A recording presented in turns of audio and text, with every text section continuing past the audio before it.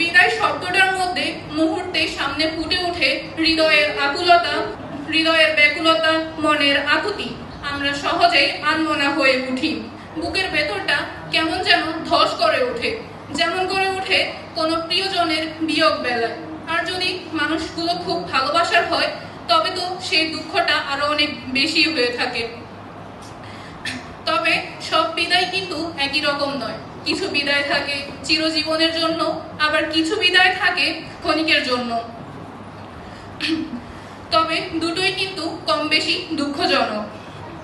এক জাত নক্ষত্রের মতো আবির্ভাব হয়েছিল এক ধূমকেতুর মতো, আবার আজ চোখের অন্তরালে তারা অনেকেই হয়তো অনেক দূরে চলে যাবে, যাদেরকে আমরা কখনোই হয়তো আর দেখতে পাবো না।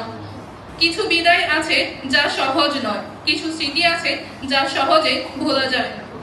আমার আজও মনে পড়ে সেই মাদ্রাসায় আসার প্রথম দিনের কথা, যেদিন আমি আমার আব্বুর হাত ধরে মাদ্রাসায় এসেছিলাম।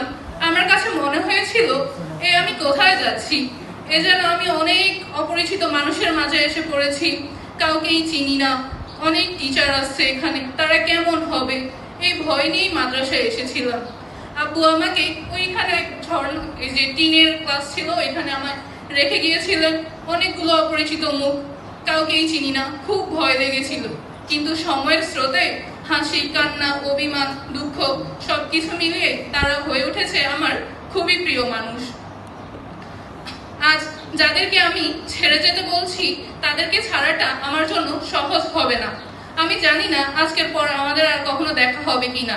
কেউ হয়তো মারাও যেতে পারে, কেউ হয়তো বা অন্য কোথাও পড়তে পারে, কিংবা অন্য কোথাও চলে যেতে পারে।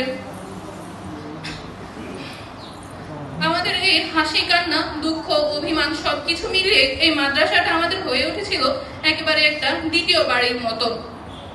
আমরা আমাদের ক্লাসমেটদের সাথে কতই না স্মৃতি তৈরি করেছি। পরীক্ষার আগে দেখা যায় সকলের অনেক দুশ্চিন্তা, সবাই পড়াশোনা করে। ক্লাসে টিচার থাকার সময়ও আমরা চুপি চুপি পিছনের বেঞ্চে বসে কথা বলি। এটা শুনে এটা দেখে টিচার আবার আমাদের বকাবকি করে। এই যে এগুলোই তো আমাদের স্টুডেন্ট জীবনে একটা সুন্দর সময় ছিল। আমরা জানি না আজকের পর আমরা কখনোই আর টিচারদের দেখবো কিনা, আমরা এই টিচারদের বকুনি শুনবো কিনা। আমাদের এখানকার শিক্ষকরা শুধু আমাদের শিক্ষকই ছিলেন না, তারা ছিলেন আমাদের অভিভাবক, তারা ছিলেন আমাদের পথ প্রদর্শক। তাদের এই পথ প্রদর্শক, তাদের এই দিক নির্দেশনায় আমরা আজ এখানে দাঁড়িয়েছি।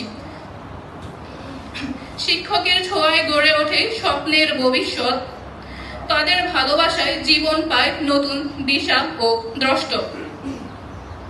তবে শেষে আমি বলতে চাই, বিদায় মানেই শেষ নয়, বিদায় মানেই নতুন করে শুরু করার আহ্বান।